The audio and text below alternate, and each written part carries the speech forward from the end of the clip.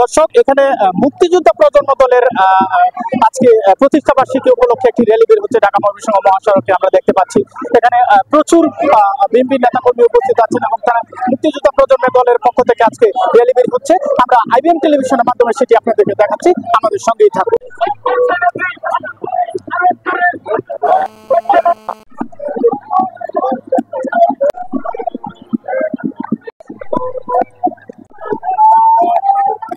আপনারা জানেন মুক্তিযুদ্ধের প্রজন্ম দল ত্রিশাল উপজেলা শাখা আজকে ২৮তম প্রতিষ্ঠা বার্ষিকী পালন করেছে।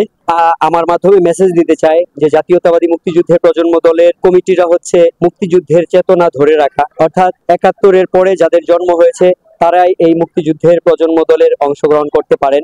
এই দেশের সার্বভৌমত্ব রক্ষায় কাজ করবে এবং যতবার দেশের জন্য মুক্তিযুদ্ধ দরকার হবে ততবারই এই মুক্তিযুদ্ধের প্রজন্ম দলের সৈনিকরা দেশের জন্য লড়বে ইনশাআল্লাহ। মুক্তিযুদ্ধ বাংলাদেশের যতবার প্রয়োজন হবে ততবারই মুক্তিযুদ্ধের জন্য রক্ত দিতে প্রস্তুত আছে। আর এই দলটিকে বিভিন্ন ইউনিয়ন ওয়ার্ড ভিত্তিক পর্যায়ে ইতিমধ্যেই কার্যক্রম শুরু করবে নতুন সভাপতির বক্তব্যে, এটি আমরা পরিষ্কার হয়েছি। জান্নাতুল ফারুকী, আইবিএম টেলিভিশন।